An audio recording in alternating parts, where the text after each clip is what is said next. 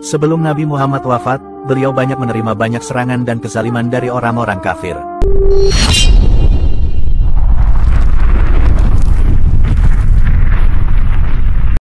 Dikisahkan, pada akhir tahun ke-6 Hijriah, Rasulullah beserta pasukan umat Islam pergi ke Khaybar, yaitu sebuah wilayah yang terletak 150 km ke arah laut kota Madinah dan menjadi basis kaum Yahudi. Ketika sampai di Khaybar, Rasulullah meminta penduduknya menyerah karena sebelumnya diketahui bahwa Khaybar ini dijadikan tempat konsolidasi untuk menyerang Madinah. Namun, penduduk kaum Yahudi menolak seruan Rasulullah hingga akhirnya terjadi perang yang memakan banyak korban. Perang Khaybar sendiri diakhiri dengan perundingan damai antara kaum Muslim dan penduduk Khaybar. Mereka sama-sama sepakat untuk mengakhiri perang dengan beberapa poin kesepakatan bersama. Salah satunya adalah, yaitu penduduk Khaybar harus menyerahkan separuh hasil panen mereka kepada umat Islam Madinah mengingat pertempuran Khaybar dimenangkan umat Islam. Kemudian, perlahan-lahan Khaybar menjadi kota yang damai. Namun, tidak sedikit penduduknya yang masih menyimpan dendam. Zainab binti Haris adalah salah satu Yahudi Khaybar yang tidak terima dengan hasil perang Khaybar. Ia tidak rela dengan kaum muslimin karena telah menghabisi orang-orang terkasihnya. Ia mencari berbagai macam cara untuk membalas dendam dan membunuh Rasulullah yang menjadi pimpinan tertinggi kaum muslimin kala itu. Balas dendam adalah motif yang digunakan Zainab binti Haris sehingga ia menyiapkan rencana untuk meracuni Rasulullah.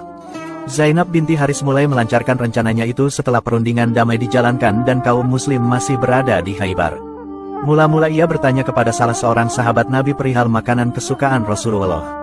Setelah mengetahui bahwa makanan kesukaan Rasulullah adalah bagian dada depan dan pundak domba, Zainab kemudian menyiapkan hidangan domba panggang dan menaburinya dengan racun yang paling mematikan. Domba panggang itu kemudian diberikan kepada Rasulullah pada petang hari selepas sang Nabi selesai menunaikan ibadah sholat maghrib. Awalnya, Rasulullah merasa ragu dengan hidangan itu. Namun, Zainab meyakinkan bahwa domba panggang itu adalah hadiah dan bukan sedekah. Lalu, Rasulullah menerima tanpa ada kecurigaan sedikit pun. Rasulullah bersama para sahabatnya kemudian memakan domba panggang tersebut dengan lahap. Hingga ketika hendak menyantap bagian paha depan, Rasulullah baru menyadari kalau hidangan itu mengandung racun setelah melihat kaki domba. Ketika makanan Nabi Muhammad diberi racun oleh wanita Yahudi, ajaibnya makanan itu bisa memberitahu kepada Rasulullah bahwasanya makanan itu benar-benar beracun. Peristiwa menakjubkan ini adalah salah satu mukjizat Rasulullah.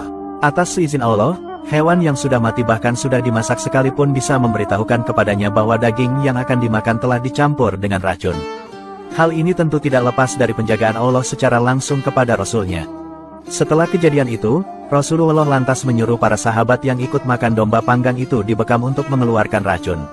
Namun demikian, insiden domba panggang beracun itu menewaskan salah satu sahabat Rasulullah yang bernama Bishr bin Al-Bara meskipun ia sudah dibekam. Racun dalam domba panggang yang dimakan Nabi ini juga memiliki efek jangka panjang terhadap kesehatan Rasulullah.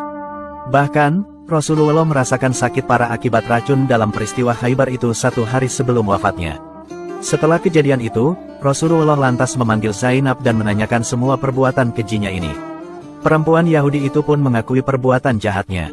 Setelah Zainab mengaku atas semua pekerjaan dan ulahnya yang sangat fatal itu, ternyata Rasulullah memberikan ampunan kepadanya, meskipun membuat Bishr bin Al-Bara tewas karena terlanjur menelan daging domba beracun yang dia hidangkan.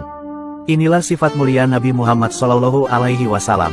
Ternyata, keputusan Rasulullah ini mengandung hikmah yang sangat luar biasa, di mana akal satu sahabat pun tidak sampai kepadanya. Setelah insiden itu, wanita pembubur racun itu lantas luluh hatinya dan langsung masuk Islam saat itu juga di hadapan Rasulullah. Subhanallah, semoga kita semua bisa meniru akhlak mulia Nabi Muhammad ini, amin.